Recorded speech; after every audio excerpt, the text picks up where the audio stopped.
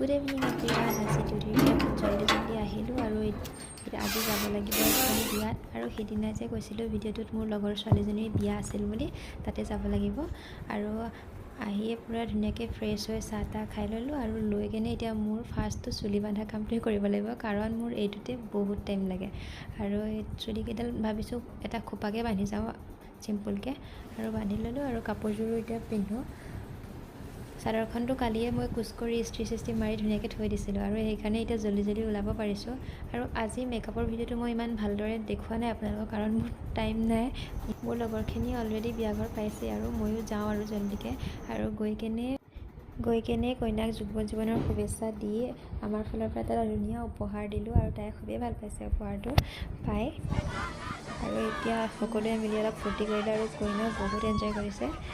আৰু bye bye friends, আজি মোৰ শ্বৰ্ট ভিডিঅ'টো ইমানেই আছিলে।